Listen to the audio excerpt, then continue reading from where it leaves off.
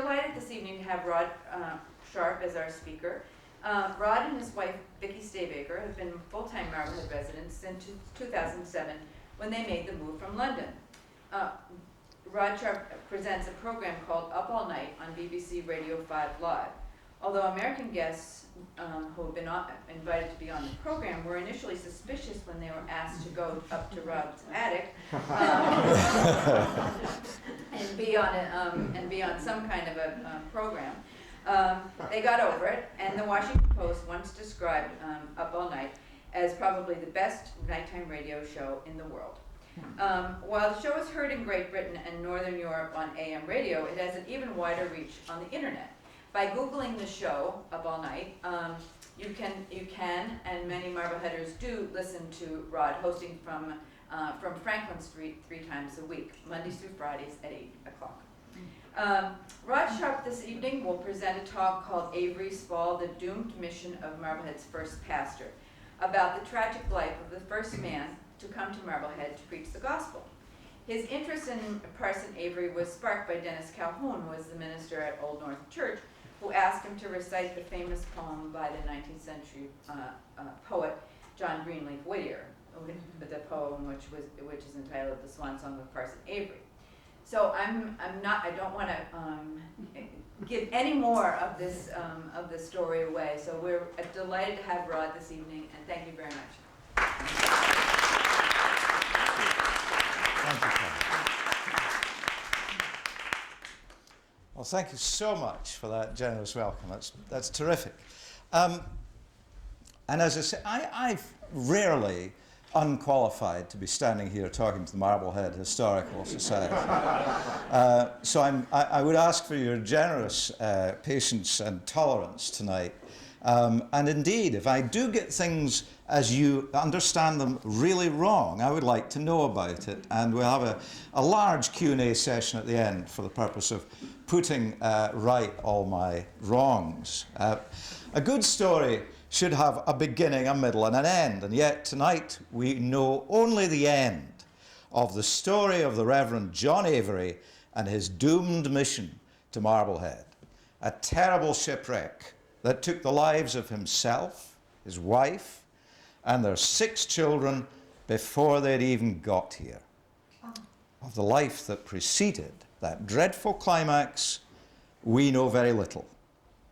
And the reason we know even this much about him is largely due to John Greenleaf Whittier, the Haverhill and then Amesbury man, who grew to be as highly esteemed in his time as Longfellow, and was certainly held in higher regard than that madman Walt Whitman. And we have, at this point, I'd like to introduce my beautiful audiovisual assistant, Hannah, who is going to take the cap off the projector at this point. And we're going to see a picture of old Whittier.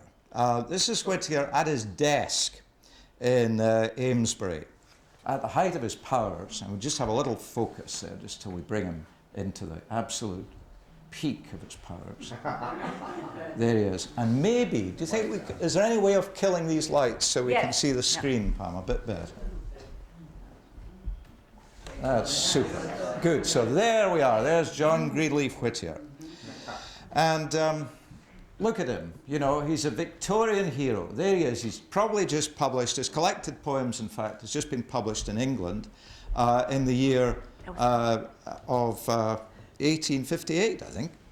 And we're going to go on now to see another picture of him, which is another Whittier picture. This is him, in fact, from the collected poems. And the collected poems had an introduction by the Bishop of Ripon, which showed what a fan he had. You know, he was an international figure, and the English loved him. They just adored him.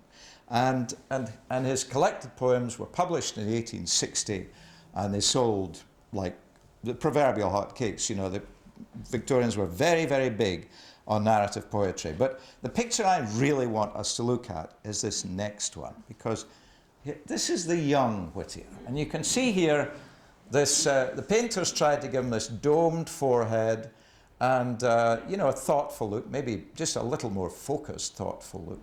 just a touch, touch, touch, touch. If we can just focus him in there. There he is. Yeah, that's super. And I think he's got a bit of a lover's mouth. And the reason why I think that is because of a Marblehead girl.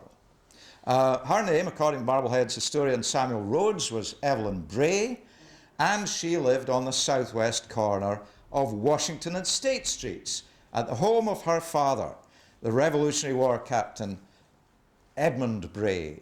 And Hannah, I'm going to ask you to pick up that picture now. I think it starts DSC. And this is a picture that I took this afternoon. That's the one of that house.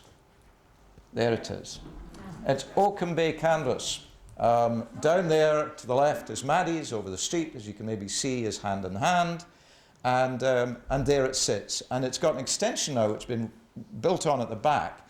But judging from a small picture, which is in the collection at the Historical Society here, this is the best guess as to which house Evelyn Bray actually inhabited. And this was the house of the woman, the only woman, that John Greenleaf Whittier ever loved. And in fact, Rhodes is very, very lyrical about this, because he says, Whittier visited his sweetheart in her home and roamed about the rocky coast of the dear old town. It would seem this is very probable, says Rhodes, from his reference to the grey fort's broken wall, the boats that rock below, and other sentiments expressed in what Rhodes calls one of the sweetest of his poems, The Sea Dream. The lovers drifted apart, however. Why, we may never know. Miss Bray, says Rhodes, went on to become the wife of the Reverend William Downey, a Baptist clergyman, and it is well known Whittier never married. I would like at this point a little more light, just because it would help me to read, and I don't have any more pictures for a minute, so we can put that's lovely. That's super. Great, thank you very much, Pam. Maybe a little more on the down direction here. That one. Sorry, I'll find it in a minute. That helps? No. Not exactly. No. That's the ones. Yep, that's super. Okay, jolly good. Well, Whittier went on to greatness, and under the encouragement of his editor at the Newburyport Free Press, he became a passionate abolitionist, and he played a founding role in the creation of the Republican Party. In 1838, his newspaper office was burned down, presumably by slave-owning Democrats who didn't like what they were hearing. And with his health broken because of all this controversy, in 1840, right at the beginning of Queen Victoria's illustrious reign, he retired to a cottage in Amesbury and began cranking out poetry. Skipper Arson's Ride depicts the terrible vengeance of the townspeople who didn't know the full story either. That's for another day. Whittier's poem that made a household figure out of a ghost also contains his name. The Swan Song of Parson Avery, probably written in 1858, occurs in Whittier's collection Home Ballads, published in 1860, when the poet was in secure middle age. In the tradition of Browning and other great narrative poetry of the age, Whittier adopts a simple, accessible rhyme scheme and puts us right into the story without preamble, without, in fact, any more preamble than this.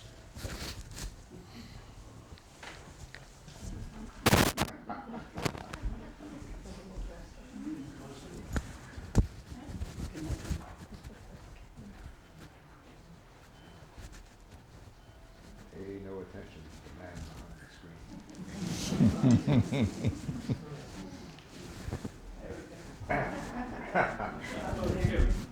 It's me. It's not.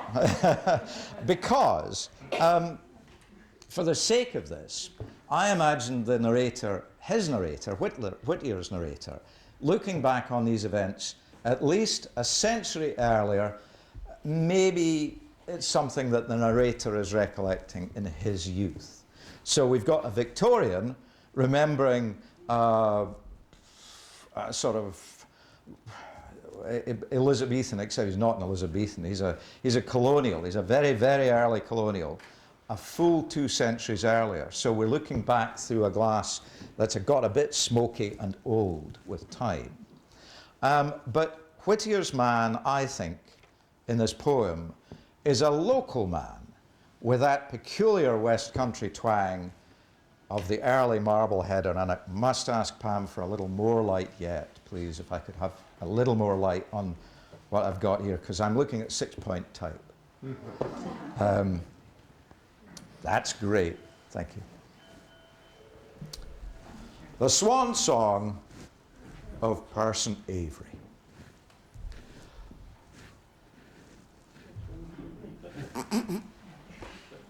I could read it this afternoon.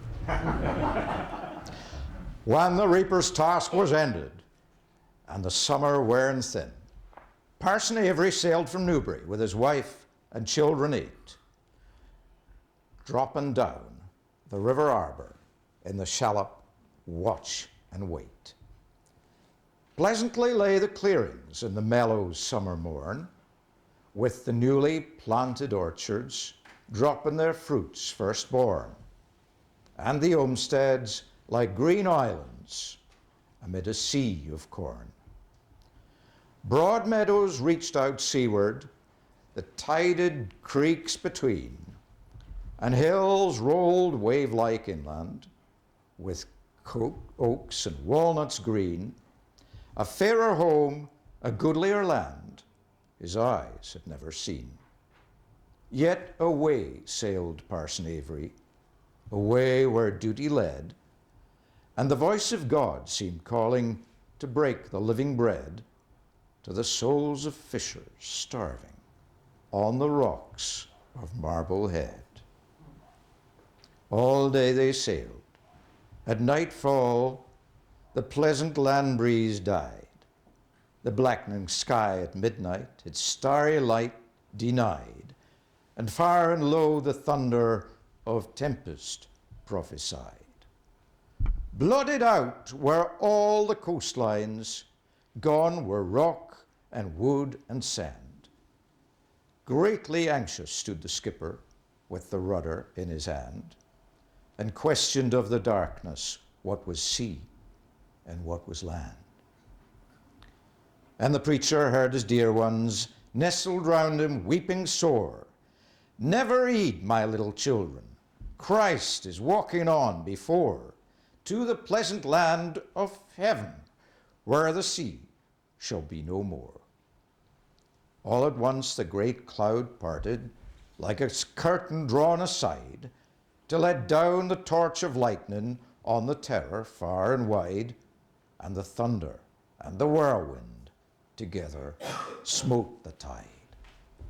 There was wailing in the shallop, woman's wail and man's despair, a crash of breaking timbers on the rocks so sharp and bare, and through it all the murmur of Father Avery's prayer. From his struggle in the darkness with the wild waves and the blast, on a rock where every billow broke above him as it passed, alone of all his household the man of God was cast. There a comrade heard him praying, in the pause of wave and wind, all my own have gone before me, and I linger just behind.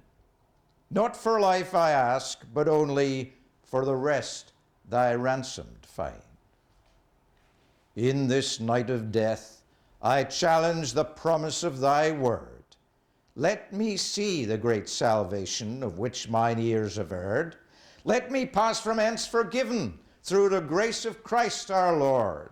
In the baptism of these waters, wash white my every sin, and let me follow up to thee, my household and my kin. Open the sea gate of thy heaven, and let me enter in. When the Christian sings his death song, all the listening heavens draw near, and the angels, leaning o'er the walls of crystal, hear how the notes so faint and broken swell to music in God's ear. The ear of God was open to his servant's last request. As the strong waves swept him downward, the sweet hymn upward passed, and the soul of Father Avery went singing to its rest. There was wailing on the mainland from the rocks of Marblehead. In the stricken church of Newbury, the notes of prayer were read, and long by board and earthstone the living mourned the dead. And still the fishers outbound, or scudding from the squall, with grave and reverent faces the ancient tale recall, when they see the white waves breaking on the rock of Avery's fall.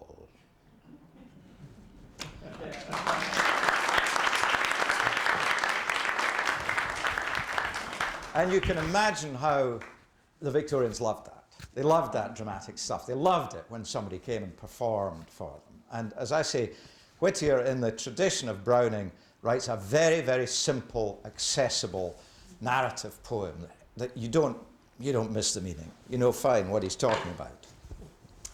Well, we may guess that the young Whittier heard this tale for the first time from Evelyn's father, Captain Bray. Perhaps he told it to the young couple to put the young man at his ease as they sat one evening around the family fire. 2 centuries have passed, and yet we imagine the story of that ordeal is still being shared in Marblehead.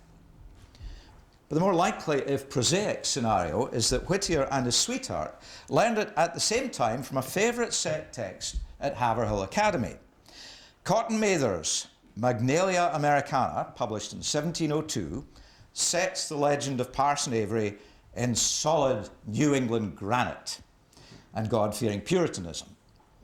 Mather wasn't a historian, but a religious exemplar. Here is God, he says, working his mysterious ways in the sometimes fatal affairs of men. Briefly, Mather tells us the reason for Avery's journey to what Whittier calls the souls of fishers starving on the rocks of Marblehead. In fact, their souls may have been starving, but materially the people of Marblehead were doing very well. Isaac Allerton, who we may claim as America's first entrepreneur, with all the grey moral judgments that entails, had 8 boats fishing from Marblehead in 1635, something that the pious Plymouth brethren, with their well-nourished souls, could only wonder at. And here's what Mather says. Mr. Avery, a worthy minister, coming into New England, was invited unto Marblehead. But there being no church there, and the fishermen being generally too remiss to form a church, he went rather to Newbury, intending there to settle. In fact, after 6 years of settling and sorting, those first settlers in Marblehead were in some sort of agreement that they wanted a church and a pastor of their own. And if we go back to the primary source, we hear what happened a little more clearly. And that's because there were 2 survivors, and one of them wrote an account that is more or less contemporaneous. However, like a good movie maker who doesn't want the trouble of that particular subplot, Whittier left him out of his narrative altogether. No mention of him at all, and his name was Anthony Thatcher, and he was Avery's cousin. And his wife, whose name goes unrecorded and who was subsequently replaced, having perhaps died in childbirth, were washed up and then rescued from the island that's been known as Thatcher's ever since. And you'll be able to come and look at this a bit later, but I just want to show you that Thatcher's Island is in fact up here off Cape Ann, and it's very noticeable if you're looking more carefully in a jolly good light. And here it is. So here we go. This is Rockport over here. Here's Sandy Bay. Come out round Sandy Bay. Here's Thatcher's Island. And that is the one thing that we know for sure. So,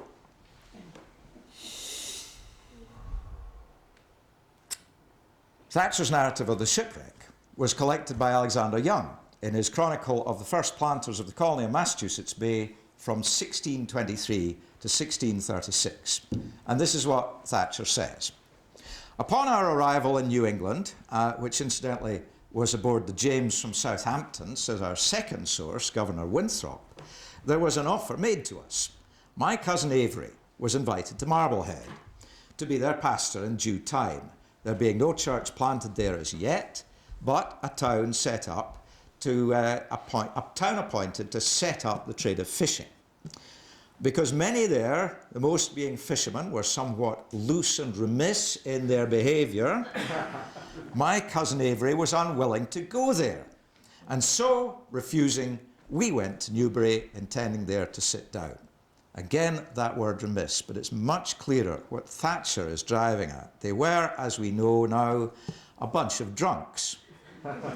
It was Allerton's fault.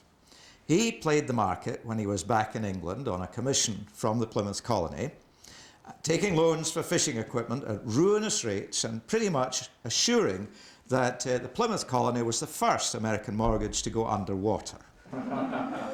And he brought a ship back called the White Mischief. Ginny Gamage says that the wicked and drunken crew of Cornish fishermen were too much for the Pilgrims of Plymouth, so guess where they found a warm welcome. And then there was dear old Dolliver, who just wanted to be left alone, living in his hogshead in Little Harbour. We don't know his first name. Most of all, though, Marblehead was full of men and women of independent mind. There was Allerton, his son-in-law Moses Maverick, John Humphrey, John Peach, a fisherman, Nicholas Marriott, Thomas Smythe, and the inspiring Reverend Hugh Peters, who almost brought the college that became Harvard to the neck. And Peters just sounds fantastic. And it's such a tragedy for Marblehead that Peters then went back to England, got caught up in the royalist business of, you know, the Glorious Revolution, and got the chop. Unfortunately, Peters ended up in the wrong place somewhere, and that was it for Hugh Peters. Although in the first mention of Marblehead in the city records, the year after Avery's call in 1636, 13 men deputed by Salem as responsible for what happened in Marblehead. So the point is, there were already responsible men in Marblehead. Let's not forget the women. Women like Isaac Allerton's aptly named wife, Fear, and her daughter, Moses. Remembrance. Perhaps they tried to take their men to worship in Salem and failed at the ferryman's conveniently situated tavern on the Marblehead side. Wasn't he clever? Imagine that. Perhaps they all chafed at the cold dish of Salem Puritanism, which they were invited to consume weekly. And the men of Marblehead, though, wouldn't give up. Thatcher tells us Avery was solicited so often, both by the men of the place and by the magistrates, and by Boston's great non-conforming preacher, John Cotton, and most of the ministers. Thatcher says, what a benefit we might be to the people there, and also to the country and commonwealth. And at length he says, we embraced it, and thither consented to go. So people kept on banging away, saying, come to Marblehead, come to Marblehead. Maybe they offered some kind of golden hello. I don't know. It doesn't say so here. It's quite likely that there was this real feeling they began to get that if they didn't go, they wouldn't be liked very much anywhere, because people in Marblehead were calling and calling and calling. And then there were the magistrates. What it needed, you see, was a minister to come to this wild place and calm things down. And they of Marblehead, Thatcher goes on, forthwith sent a pinnace for us and our goods. Now, our second source is John Winthrop, the governor from 1629 and the father of Massachusetts, as Alexander Young calls him, and the only name in our history worthy to stand as a parallel to Washington, Young says. Winthrop actually makes an entry in his journal in 1635, and it's our earliest account of what happened, dated August the 16th, 2 days, just 2 days after the agreed date of the shipwreck. Winthrop it is who says the pinnace that went for Avery was sent by Isaac Allerton. And now, Hannah, if we can have our next picture, please.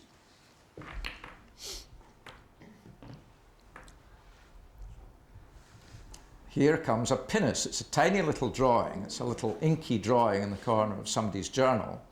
Don't think that's going to do much for us. But that was the first boat built in America. And it was built in 1609 for Captain John Smith at the Popham colony, the colony that preceded the Virginia colony. The Wikipedian who writes about it classifies a small pinnace this way. And he says, now we're going to go to the next picture of a pinnace, if we may. He says of this one, it's 56 feet long. So there's a big difference between that one and the one that we saw previously, John Smith's one. This one's a good deal bigger. It's got a beam of 15.5 feet, and it displaces about 30 tons. But it still has a very shallow draft. Thatcher says this ship had a crew of 4, or their ship, the one that they took, and it could have been 4.5 rigged like this. It's good for ocean work. It's very good for offshore work. So this is the kind of boat that they're taking up and down the coast. This is the jack-of-all-trades boat, which would do some interesting things, like sailing from Ipswich, which is actually off the map here, but we're going to give it a try. So Ipswich, kind of over here, not very far away, all the way around Cape Ann, all the way around here, keeping away from all these horrible rocks and stuff. Way down here, past Gloucester Harbour, getting closer now. There's Magnolia.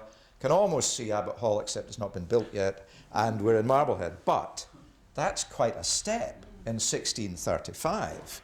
Not to be undertaken by the faint-hearted, but thank goodness Parson Avery is nothing if not stout-hearted and truly faithful.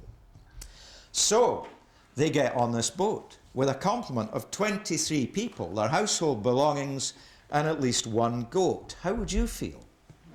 I'd be very nervous about this. Actually, the party should have been 24, but Cotton Mather records that young Thomas Thatcher, who is Anthony's 15-year-old nephew, had a presentiment of doom. Such a strong and sad impression about the issue of the voyage that he made the journey to Marblehead by land. And that was the hard choice. Narrow paths, even Indians. If moving house, it may have been tricky, but the broad highway of the sea was the only way to go. All day on the 11th, then, they loaded up at Ipswich. On the 12th, Thatcher says, they hoisted sail. But the Lord suddenly turned our cheerfulness into mourning and lamentations. On the 14th, not the 12th, the 14th, about 10 at night, having a fresh gale of wind, our sails, being old and done, were split. Thank you, Mr. Allerton. The crew decide to drop anchor and ride it out. But before daylight, says Thatcher, it pleased the Lord to send so mighty a storm as the like was never known in New England since the English came, nor in any memory of the Indians. Mather concurs. On August the 14th, 1635, in the night, there came on as mighty a storm as perhaps was ever known in these parts of the world. And so does Winthrop.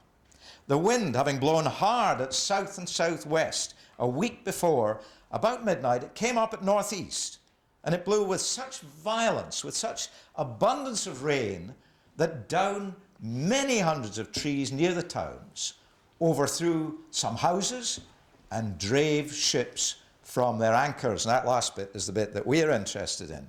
The sea, he says, was grown so high abroad with a northeast wind that meeting with the ebb, it forced it back again. A double tide, they call that. It certainly did for the pinnace's anchor line. Whereupon, Thatcher says, the mariners let out more cable, which at last slipped away. Then our sailors knew not what to do, but we were driven before the wind and the waves. They were helpless in a boat like that, but with a broken sail, their masts are down, they are off the anchor, and they are being driven before this fierce northeast gale. Thatcher is necessarily the first to regale the reader with tales of the piety and humanity of his cousin Avery. And here we go. And as my cousin, his wife, and my tender babes sat comforting and cheering one another in the Lord against ghastly death, which every moment stared us in the face, we were, by the violence of the waves and the fury of the winds, by the Lord's permission, lifted up upon a rock between two high rocks. Yet all was one rock. We were presently up to our middles in water as we sat. The waves came furiously and violently over us and against us, but by reason of the rock's proportion, could not lift us off, but beat us all to pieces. And Thatcher tells about the depletion of the crew. He sees a crewman washed overboard and then back on the boat, and then leap overboard again, making for the rocks, but he's never seen again. The master, sucked out of a hatch, lost as well. And here he gives us the image that Mather loved and that Whittier loved 2 centuries after that, of the two cousins holding hands and contemplating salvation. Now none were left in the bark that I knew or saw, but my cousin, his wife and children, myself and mine, and his maidservant. My cousin thought that I would have fled from him and said to me, O cousin, leave us not, let us die together, and reached forth his hand unto me. Then I, says Thatcher, letting go my son Peter's hand, took him by the hand, and said, Cousin, I purpose it not. I'm not going to leave you. Whither shall I go? I'm willing and ready here to die with you and my poor children. God be merciful to us and receive us to himself. He replied, saying, Truth, cousin, but what his pleasure is we know not. I fear we have been too unthankful for former deliverances. But he has promised to deliver us from sin and condemnation, and to bring us safe to heaven through the all-sufficient satisfaction of Jesus Christ. This, therefore, we may challenge of him. And right on cue, as Thatcher puts it, the Lord, having been challenged in one instant, disposes of 15 souls according to his good pleasure and will. Thatcher, Avery, his son, and Thatcher's daughter, Mary, are then swept onto the rock. Thatcher's wife has a divine break when a piece of the ship she's actually sitting in this piece called the scuttle, is swept away all the way to the shore of Thatcher's Island, where she washes up. So she kind of gets a dry ride. It's like somehow being thrown out of your car, in your seat, and fetching up in your friend's house watching television, something like that. Thatcher has a last view of his daughter, and he sees her on a rock, and then she's swept away. Of his cousin, Avery, we hear no more. He's certainly not standing on a rock, praying and singing the way that Whittier has it. And Thatcher, trying to grab a plank, is washed off the rock and driven hither and thither in the seas a great while, and had many dashes against the rocks, and as he's grabbing for a piece of the mast, feels dry land under his feet, and scrambles ashore on the island that now bears his name. To Thatcher, this feels like forever. Winthrop puts his time being beaten up and down by the waves at a survivable quarter of an hour, 15 minutes from the time when he's separated from the rest of them to when he washes ashore on Thatcher's Island. Now he says, I turned about to look for my children and friends, but saw neither, nor any part of the pinnace, where I left them, as I supposed. But I saw my wife about a butt length from me, getting herself forth from among the timber of the broken bark.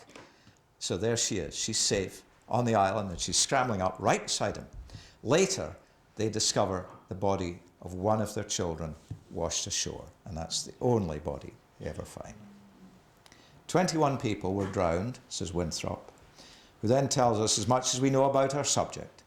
Among them, Mr. Avery, a minister in Wiltshire. So that's where he came from. Remember, he came through Southampton. Well, he was a minister in Wiltshire before that. A godly man with his wife and 6 small children. Not 8, as Whittier says, small point, 6. None were saved, he says, but one Mr. Thatcher and his wife, who were cast on shore and preserved by a powder horn and a bag with flint, and a goat, and a cheese, cast on shore after them, and a truss of bedding, and some other accessories. Very fortunate. And on the 3rd day after, a shallop came thither to look for another shallop, which was missing in the storm, and so they were preserved. So there was divine providence. They go ashore, they've got all this stuff, they survive, one assumes, wet but reasonably comfortable, and on the third day they are rescued by somebody who's come out looking for someone else. Winthrop reports that the General Court awarded Thatcher £26, 13 shillings and fourpence towards his losses, and diverse good people gave besides. Lots of charity. On the Tuesday following, says Thatcher, they arrived at Marblehead, and Winthrop adds they moved to Marshfield, and in 1639 to the Cape, to Yarmouth, where today the Thatcher home is curated by Historic New England. Thatcher died in 1668, aged 80, leaving a son to carry on his name. And telling that story for the rest of his life, no doubt. But this was actually first told in a letter from Thatcher to his brother. He wanted to get it right down when it was fresh in his mind, and we're so grateful that he did. Mather tells us finally, the next island was therefore called Thatcher's Woe, and that rock, Avery's Fall. And then, here we are. We're within a pleasant boat ride, and I'm going to let you look at this later, as I say, of the old harbour of Rockport. The chart shows Thatcher's Island, these days unique on the coast. There's 2 lighthouses, one at each end. Actually, more like there and there. And here, where I tell you, here is Avery's Ledge. It says Avery's Ledge on the chart. Here is Avery's Ledge. What's going on here? 1.5 miles away to the northwest from Thatcher's Island. It's quite a long way, isn't it? Consider how hard it could be to be beaten up and down in the waves in the worst storm known to the Indians, not even to the English who have come here to settle, but to the Indians, to anybody who's ever seen it. To be beaten up and down in the waves and to make it from Avery's Ledge to Thatcher's Island when the prevailing wind is coming that way. What's going on? I'm not the only person who've had this thought. That privilege goes to John J. Babson, who in 1860 produced his History of the Town of Gloucester, Cape Ann. What settles the question, says Babson, is the fact that the present Avery's Rock never even shows itself at low water above the surface of the sea. And I'm going to prove this conclusively in a minute. Mr. William Hale, says Babson, late keeper of the lights on Thatcher's Island, and several other persons living at the Cape who've carefully read the narrative, give their opinion that the fatal rock was a ledge on the south side of the island, about a gunshot distant from it, now called Crackwood's Ledge. But you know the answer. Where is Crackwood's Ledge? Here's the official NOAA chart. There is no Crackwood's Ledge to be seen. So, if Hannah will do me the honours, and we'll turn down the lights, I turn to a contemporary authority. Captain Bill Lee runs everything out of Rockport. He does repairs, he does tours to the Audubon Sanctuary on Thatcher's Island. Used to fish, but he gave it up. Too dangerous after 30 years. He prefers to be alive and just repairing things. So what follows then is a little detective film, at the end of which we'll discuss, and you'll need to take it off mute too, Hannah. I need to pop the speakers up. At the end of which we'll discuss some of the finer points of seamanship and any of the other questions that arise from this with the distinguished local marine historian Ray Bates, who's sitting right here. And Ray is the author of Shipwrecks North of Boston, Volume 1, and the hot news is that Volume 2 has just been finished and will be in our hands as soon as Ray finds the publisher. So here we are then. Let's watch what happens on the day, and we'll maximise that. That's great. When I went out, here's Rockport Harbour now. There's the ocean reporter, Captain Bill Lee's boat. Here we are leaving Rockport, heading out of the harbour, not a long way. And the rest of this is told by Captain Lee. Right now we're right at Avery's Ledge. the buoy marks where the location is for vessels not to hit it. It's approximately 2.5 meters, 6 feet down, right off the bow of the boat. It's not quite low tide. When we drift over, you should be able to see the rock itself. Tell us a little bit about the rock, Bill, because I thought that somehow I got this impression Avery's Ledge would stick out of the water at low tide. You'd be able to see it. No, it never has. It's 6 feet down. Simple as that. And a lot of people, it was named after the Avery's family. Yeah. And that was back a long time ago. I don't remember the actual date. So how much clearance would you need to get over that rock? This boat here draws 5.5 feet of water. So at dead low tide in about another 20 minutes, I would just be going over the rock without hitting it. So. And he was in some, I think there were about 12 of them in the bark that they were in. They wouldn't have had enough clearance over a rock that high, would they?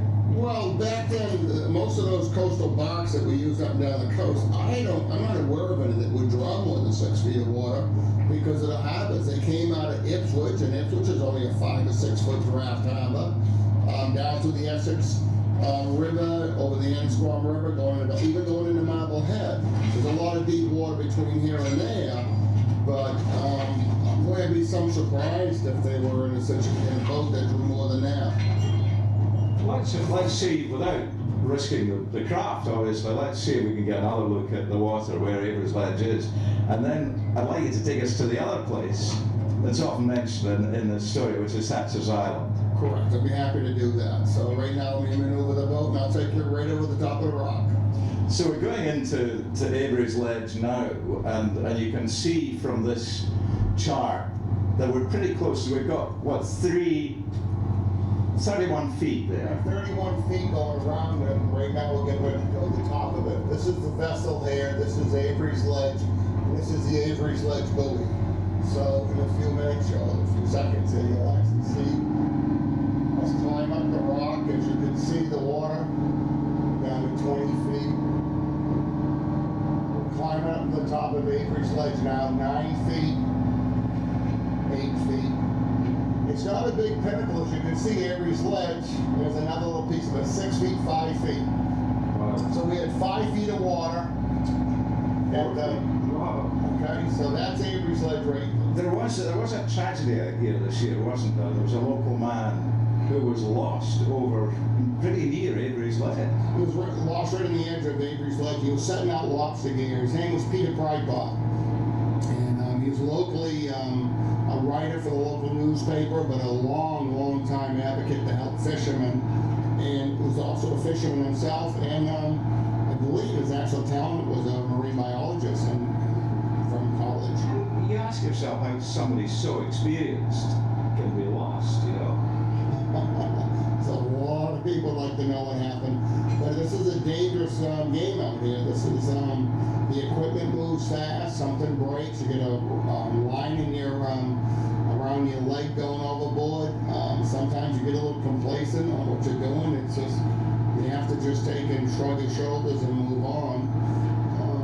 There's actually a list in Rockwood of other lobstermen that have gone to see a good old guy named Windy Wallace. They never even found his body. Billy Carter died out here at sea 30 years ago. When you go to Gloucester, they actually have walls and walls of memorials of people that lost at sea from this area. This is Thatcher Island right behind what's locally known as Londoner. As you can see, the rocks are exposed when the tide comes, the surge comes out right here. There's the rocks. And those are the rocks of what? This is the rocks of what our man Babson calls Crackwood's Ledge. And what do you call it? We call it the Londoner here locally. And well, there's a seal sticking out of the water right over there. And let's walk up to the bow. The Londoner is where local people believe where the Avery's family actually crashed onto these rocks. Because this rock here is due east of Thatcher's Island. And that seal's trying to get up on the rock right there. And the people were washed ashore right here on the southern part of Thatcher's Island. So the boat came up on the rock, and then the people actually made it to the shore. To the shore Yeah. right there, which is not too Yeah. long of a swim, even in the cold weather. And as you can see, these rocks are hidden. We could easily go over them at night or foul weather or something like that. You wouldn't even know they were there. This pole was put up by the Coast Guard about 100 years ago. After this, to warn mariners of where it was. We know there's a sunken boiler steamer on the other side, wooden steamer, because a lot of divers have dove on it and found different pieces of it. And how far away are we now from Avery's Ledge, what they call Avery's Ledge? Avery's Ledge is down here about 1.5 miles away, down by So- that red buoy and the other lighthouse. So I can see, yeah, you can see the lighthouse just on the point. And if there was a storm, things wouldn't wash this way, they would wash ashore. And from this one, they would wash ashore Right. on the Thatcher's Island. And you would say, I mean, I think Babson says it's 1.5 miles, or 2 miles, he says. You say it's maybe more like 1.5 miles. 1.5 miles. Yeah. So this is, why didn't they call this Avery's Ledge? Why did they get it so wrong? Well, you have to go back and ask the King of England whether they actually named the rock in memorial of the Avery's family, from what I understand. And so that was more of it was done at that time. And it could have been just another error of navigation. Wrong rock. They hit a rock that probably at that time wasn't even charted. You could easily be sailing along here and hit these rocks and never even know they were there until you were hard aground. And they were coming in, now this is interesting, isn't it? Because they came in at midnight in a storm, which is pretty scary. Yeah, and you would have never seen the rocks until you were upon them. That's Avery's Ledge down there to the northern. We're east of the island, and there's the rocks right there. And just starting to come out of the water now. Yeah, and it's dead low tide in about 10 more minutes.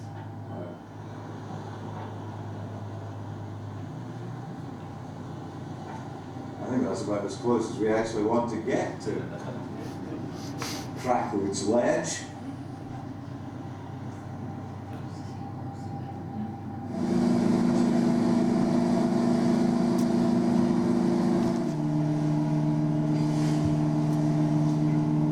And there we go, leaving the rock that locals know as the Londoner.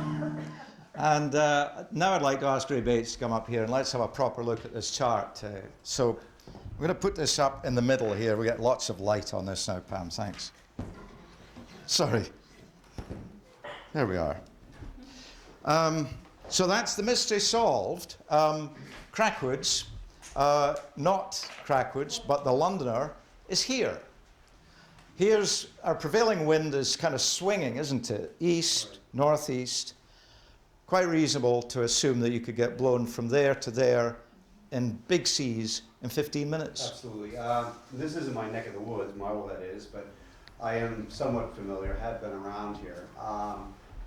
This juts out, this is the closest to England, supposedly, than any other landfall in the United States. That's how far out at sea it goes. There's this tremendous current that goes around here. If they had wrecked there, Billy was right. The debris would have ended up on Straitsmouth Island or to the Rockport shoreline. You're talking August. You're not talking the wintertime. You're talking 1635, where they don't swim. They wear heavy wool clothing. What's interesting is that I've read about the account before, but they mentioned that the pinnace is wedged into a set of rocks that are almost like a cradle. There's a rock on each side of the pinnace. If you saw in that, and I just really noticed that footage, there is 2 rocks there, right near the spindle, that a vessel of that size could sit there and rock back and forth, which would eventually be eaten away. But this sounds like if it's August, it sounds like a hurricane, a massive hurricane coming up the coast. The Native American, the Indians, I was talking to Rhod about the situation with them. I don't know if many of you people know about the great epidemic of 1618, 1619. Wiped out 90% of the non-Cag Indians, wiped out 90% of the Indians of the North Shore. Scientists to this day can't fully understand what type of disease it was. Smallpox had a higher survivability rate, 70% survive. Of the whites, no immunities with the Indians, so they would have a higher, but not 90%. Which, but the ones that did survive were the ones that were saying that It was in the worst their weather. lifetimes Yeah. that it was. Yeah. Tell me this now. What if everything had gone all right, and you've got your twin sails, your 4.5 rig, and you're coming from Ipswich down here? What would be the best course for a skipper to take? What skipper would you plot if it was fair Try weather? to get out. If fair weather, number one, you're on complete sail. There's no turn on the diesel and get yourself out of the situation. So you really want to keep yourself as far out to sea as you can, especially coming around a great headland like this they knew the currents was tremendous around here. Although it's August and as opposed to the wintertime, in the wintertime, the wind, and I fish eye lobster year round, dive year round, and my boat's in year round. The difference between August and as opposed to sudden squalls that do come up, it takes a long time in the summertime for the winds to really develop. In the wintertime, it can turn on a dime.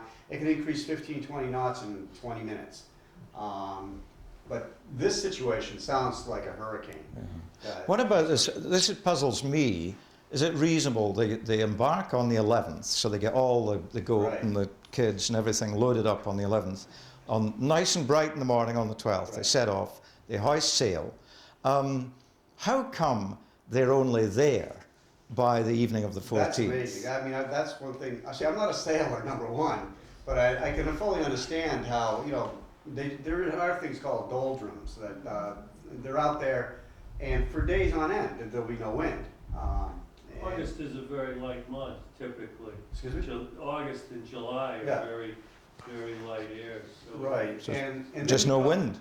Then you take into consideration the currents going around here too. They could have driven them up further up toward the, the Isle of Shoals or get lost into Ipswich Bay. So it's reasonable, Yeah. quite reasonable to imagine them only coming around there. Right, and there weren't roads. They were moving not only their furniture, their livestock, their personnel, their families. There were no roads going. I mean, there was footpaths basically. So the ideal mode of travel was by vessel at the time. The pinnace never had a steering wheel. Even steering wheels were a later device. I mean, this was all tiller. So in the height of the storm, operating a tiller, even though there would be block and tackle from each gunnel, was still a tremendous feat of seamanship. And a crew of 4, a crew of 4 would be hands full, eh? Right. I had also read, and you didn't mention it, but I had read also there was a trunk cabin at the stern of this pinnace where they all huddled into. That diagram there showed a little hatchway. Ah, yes, that's what they were talking about. Actually had a little trunk cabin. What's interesting is a few divers, probably 20 years ago, were diving off the Londoner, and they came up with an old anchor, and they were claiming that it was from the when and if. And I can tell you right here, through thousands of hours under the water of the North Shore here, that there's anchors everywhere. And every anchor anchors don't describe a shipwreck. Oftentimes, they kedge their way out of a situation. Kedge, they'd bring an extra anchor out further out, and then they'd throw the main anchor line, that new anchor line onto the winch and winch their way out, having to cut away that initial anchor they had. So anchors were lost on purpose by means of escaping tragedies. But So there it is. And I have one last question, only because I like things neat and tidy, but I guess it's too late to apply to have Avery's ledge moved, is it? Or the name? Well, they changed Cat Island, they changed to Children's Island, which I was a little upset about. So, anything's possible. All right. Especially if you do it under the, without a public hearing and. Well, maybe that's something to think about. Yeah. Ray, thank you very much. Thank you. And thank you all. Now I stand here ready to be corrected. Any thoughts, any questions that any of you may have? Yes, sir. I'm a sailing person, and for sure the currents around those parts are dark. So I'd be wondering whether you've looked up the state of the tide that night. It's an excellent question. They had this thing they call a double tide that night. So it was ebbing, and then it was suddenly being forced back on shore. That's what Winthrop's account actually says. He says that the tide went down about 3 feet, and then it rose again just because of the wind, forcing the water back in off the sea. So it must have been very treacherous around that shelf, I can imagine, because 1 minute it's not showing and the next minute it is, you know. And you saw even there at ultra low tide that day, we were out there that was taken just at low tide, literally low tide, and it was just hopping out the water and no more. But to answer your question, I did not look up the tides, although I do, you know, we have that account there in the book in Winthrop. Yes. Agreeing with Ray, that's typical of a hurricane to get a surge. When it happened in '38 with the Merrimack River backing up and the Providence River, you know, in just 20 minutes, drowning 18 people in their cars in Providence, in downtown Providence, where the surge comes right in. Forcing the water back Forcing in. the water Yeah. right back Yeah. in.